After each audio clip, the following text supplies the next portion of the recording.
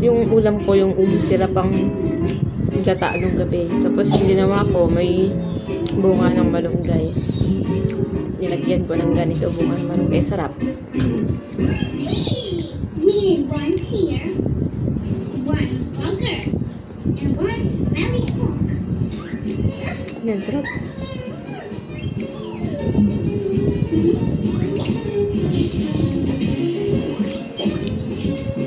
Sarap pala gata nito.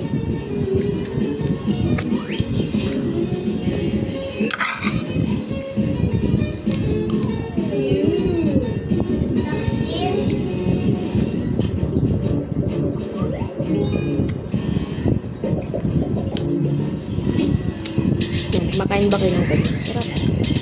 Binili ko pa yan. Kasi dito lahat naman nabibili. Subukan ko magtanim ng malunggay kasi favorite yung malunggay. Ngayon, hirap ako magpabuhay. Wow!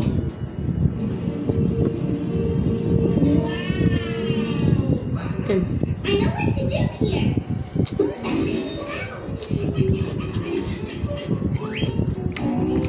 Sarap ng gatang tulingan.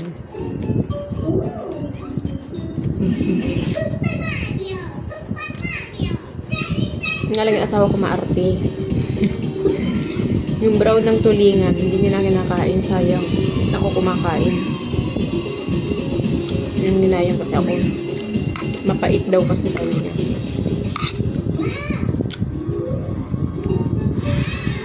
Basta isda sa akin walang tapon. Buto lang. Ay, yung tinik lang.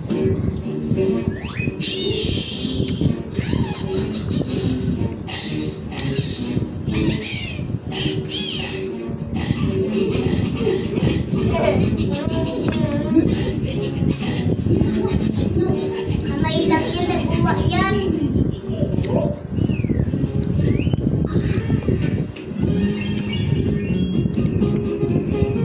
Sarap.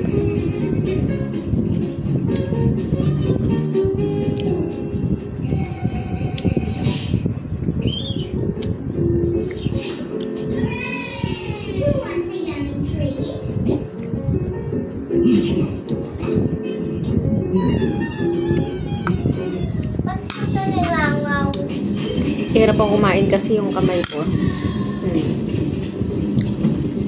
Maga pa kasi yung kamay ko. Gawa ng nag-online ako na nadadali na naman.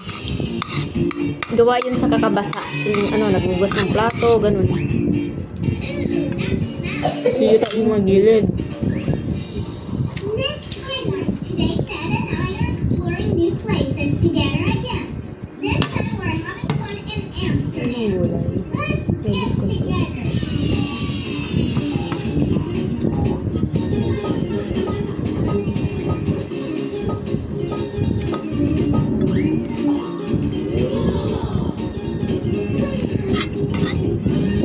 Oh guys, matakaw ako ng gulay. Gusto ko pag nagluto ako maraming gulay.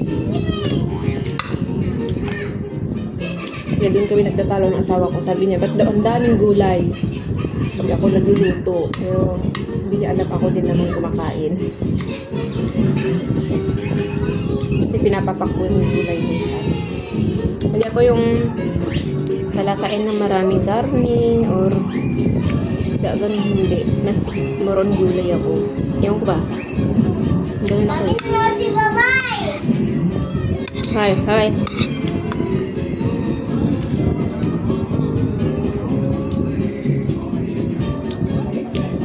Bawal lang talaga sa akin yung maanghang. Pero di ako nakatiis. Sinagyan ko siya ng 2 piraso ng sili, yung haba. Pero hindi ko makain ito kasi try natin. Kasi yung ma-over ang hyper-acidity kasi ako. Ang ah!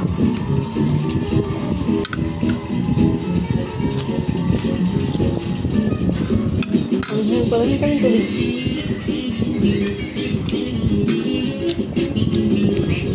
Nak, akin ang tubig na. Ano? Ang Anghang? Sila. Ay, ako pwede, hindi ko na kaya yung over anghang ngayon. Kahit yung asawa ko, hindi na rin. Hindi tulad kasi nasanay na rin sa akin. Kasi bawal nga sa akin makain nun. Kaya hindi kami gaano nagluto ng maanghang na ulam, ganun. Kasi yun, yung nakasanayan na rin, parang ayaw na ng bunganga ko yung over anghang na. Dati nung bata ko, pinapapak ko yan eh. Kasi di ba sa papang mahilig dati yung papa ko ng sili. Habang kumakain ka, isang sili. Nakakapagpagana kasi yun eh. Yung fresh pa na isda. Yung kapanahon ng bata kami. Yung pangat na maliliit.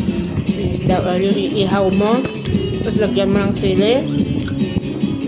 Maliliit isda, ihaw mo. Tapos lagyan mo sili. Ang sarap nun. Para siya ang tawag nun. Sa amin nun. Para siya ba?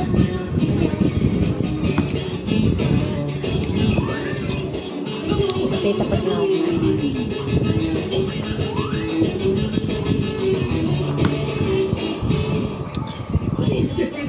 Thank you. Bye-bye. Napusog ako. Kasi mamaya magluluto na naman ako. Papahinga lang ako ng konti. Kasi ang dami ko ginawa ngayon. Gumawa ng mga salad. Tapos nag-washing pa ako. Sabay pa yung washing ko gumagalaw. Nagsampay pa ako bago kami kumain. Tapos magluluto pa ako. Magbilog-bilog pa ako ng malagkit para bilibilo mamaya. So, bye-bye muna guys. Kasi ako'y busy lagi. Bye-bye. Thank you. Thank you